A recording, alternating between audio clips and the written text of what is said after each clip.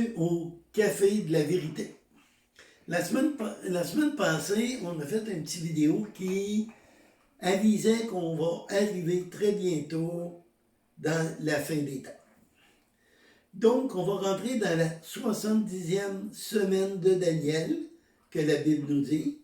Cette 70e semaine est une semaine qui est super pour certains, mais qui est des grands malheurs pour d'autres. Ceux qui ont reconnu qu'ils sont pécheurs, ceux qui ont reconnu et croient que Jésus est mort à la croix pour eux, c'est une merveilleuse nouvelle. Parce que nous, ces gens-là, on ne pensera pas, c'est cette année de la grande tribulation qui va s'abattre sur terre. Dans les tribulations, ça se divise en 3 grosses parties.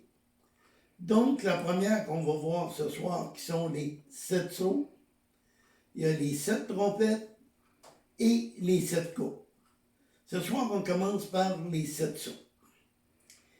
Le livre de l'Apocalypse est un livre très, très négligé, qui est très peu lu, qui est très peu enseigné dans les assemblées chrétiennes. Et pourtant, c'est le livre qui s'adresse, qui est écrit spécialement pour nous. Le livre de l'Apocalypse, qui veut dire révélation, a été donné par Jésus lui-même à Jean pour que Jean nous le transmette.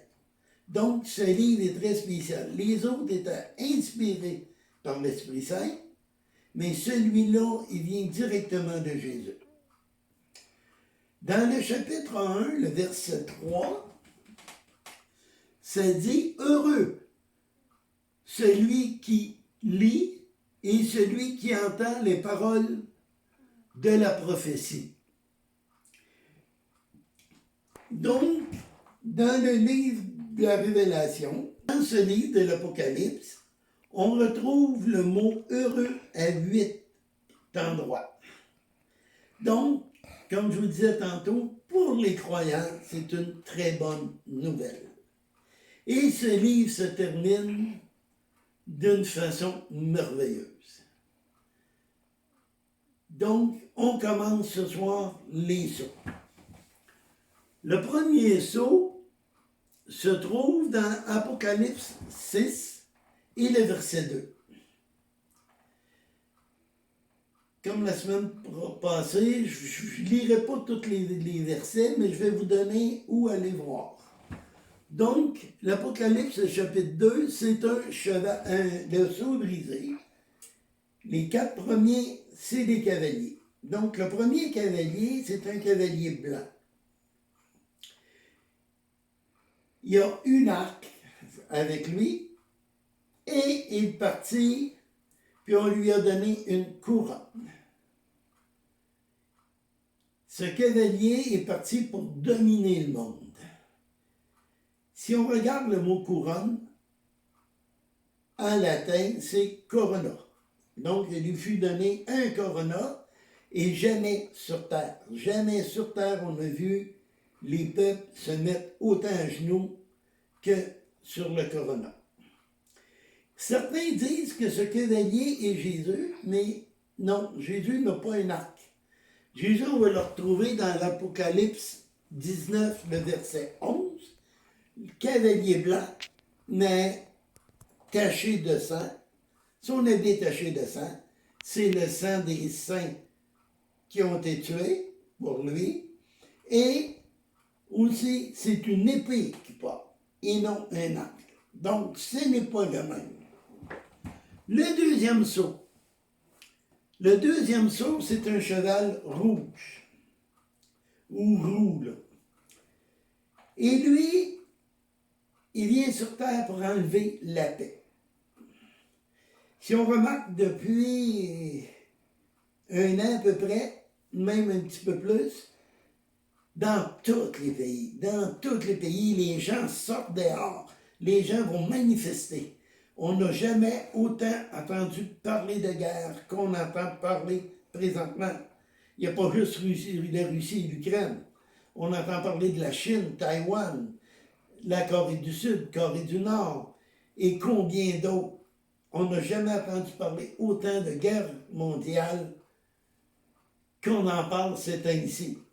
Donc, ce cavalier rouge, ce cheval rouge, il est là pour apporter la guerre et la révolte dans les pays. Les mondialistes disent qu'il faut prendre, dans le fond, ils disent, par le chaos, on va prendre le contrôle. Ça va pour le deuxième, on continue au troisième. Le troisième, on le voit, lui, ici, là, se préparer. C'est pas parce que le seau est brisé que tout de suite, là, boum, c'est en action, là. Il y a de la préparation à faire. La guerre se prépare. Et on voit une autre chose qui se prépare, c'est la famine et une énorme récession. Beaucoup de pays présentement n'ont pas mangé et beaucoup de pays sont rationnés et d'autres pays vont en manquer avant le printemps. On regarde en Europe, on regarde même ici. Encore ce matin, j'étais à l'épicerie et il y avait des petites tablettes qui étaient vides. Pourtant, on est dans un pays riche. Fait que les pays pauvres, les pays où ils n'ont pas la possibilité d'avoir autant de semences que nous, ils sont bien plus dans le trou. Donc, le troisième cavalier, qui sort, lui, avec une balance, et ça dit, une mesure de blé pour un denier. Il faut revenir dans le temps, on est à peu près dans les années 90 après Jésus-Christ. Donc, dans ce temps-là, un denier, c'était le salaire d'une journée de travail. Et une mesure de blé, mais c'est à peu près assez pour faire un quart de pain. Donc, c'est ce qui s'en vient. On le voit très, très bien. Les propriétaires, les milliardaires, comme propriétaires de Walmart, Amazon et beaucoup d'autres, le disent qu'on s'en va dans une très grosse récession. J'ai eu la chance de parler avec quelqu'un qui travaille en assurance et il dit que déjà là, les bourses ont baissé et de beaucoup. Donc, attendez-vous, faites-vous des réserves si vous n'acceptez pas Jésus avant l'enlèvement de l'Église parce que ça va coûter cher tout à l'heure. Le quatrième sceau, qui est un cheval pâle, verdâtre. Le mot en grec veut dire verdâtre ou jaune pâle, qui dit, c'est à peu près c'est le même mot. Ce cheval-là représente la mort. Une grande famine, une grande récession va apporter quoi? Beaucoup de morts. La guerre, qui est le deuxième, va apporter quoi? Beaucoup de morts. Beaucoup de maladies, beaucoup de gens qui vont mourir par la maladie, beaucoup vont être tués par les bombes, ces choses-là. Donc, c'est des morts. La Bible dit que à ce moment-là, dans la Troisième Guerre mondiale, il va y avoir 25% de la population qui va mourir. Donc, le quatrième annonce pas des bonnes nouvelles, c'est la mort. Le cinquième sceau. Le cinquième sceau, ceux qui ont été martyrisés, ceux qui sont morts à cause de leur foi, eux vont réclamer justice. Dans le cinquième sceau, on voit cela. On voit qu'ils demandent à Dieu, à Jésus, quand vas-tu nous rendre justice? Et Jésus leur répond, bientôt. Mais il faut attendre encore un peu. Il faut attendre un peu parce que les 7 années de tribulation ne sont pas terminées et il y a d'autres gens qui vont mourir parce qu'ils vont refuser de la marque de la bête, ils vont refuser d'adorer la bête. Ils vont dire, il n'y en a pas question nous maintenant, on a compris, c'est à Jésus qui est venu mourir pour nous et on garde notre foi en lui. Et à cause de cela, ils vont être la tête coupée. Ou tués d'une autre manière, mais beaucoup vont mourir. Le sixième sceau,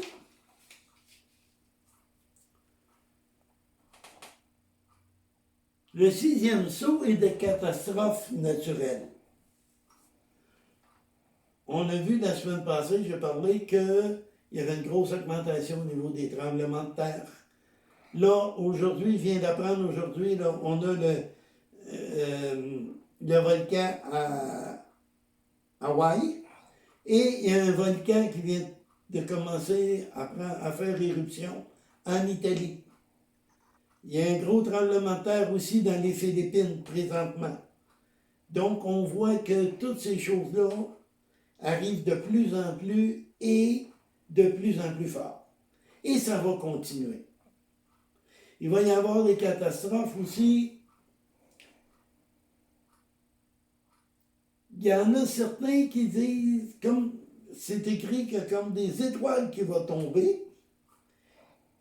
Les étoiles, ça peut représenter plusieurs choses. Ça peut représenter des météorites, des choses comme ça qui tombent sur Terre, puis là, ben, ils s'enflamment en tombant.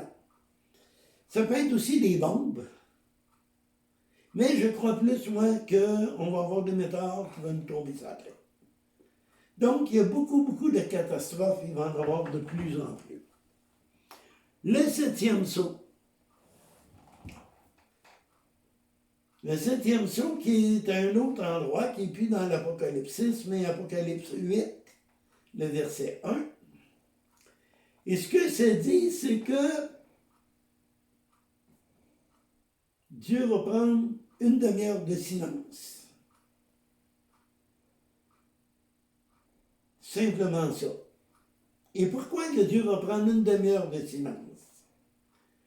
La raison, c'est que Dieu veut démontrer qu'il n'agit pas sur la colère, mais que tout cela est bien réfléchi. Une autre chose que Dieu sait, c'est quand ça va bien, on l'oublie, et quand on est dans schnout, on va crier à lui. Et ce qu'il veut, c'est que vous vous tournez vers lui et vous criez à lui. Donc, c'est ce qui est le septième sceau. Donc, vous avez deux choix. Reconnaissez que vous êtes pécheur et que Jésus est mort sur la croix. Comme dit Romains 3, 23 à 25, celui qui croit sera sauvé, qui croit en Jésus sera sauvé. Les autres, ça ne sera pas terminé. Vous allez avoir la chance, après l'enlèvement de l'Église, vous allez avoir la chance de venir quand même à Jésus et d'échapper à la géhenne, ce qu'on appelle aussi l'enfer.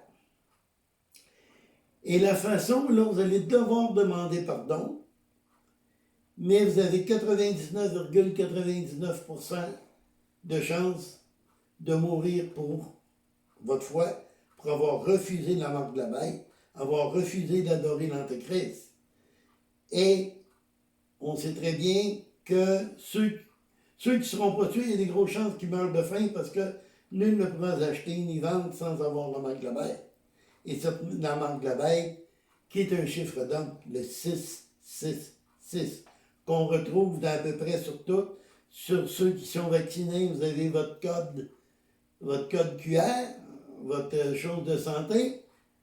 Les trois petits carreaux, c'est des 666. Pour ce soir, on s'arrête là et on revient la semaine prochaine pour les trompettes. Alors, n'oubliez pas, Jésus vous aime, Dieu vous aime, il vous a donné son Fils qui est venu mourir à la croix à cause de nos péchés. Merci beaucoup et partagez cette vidéo.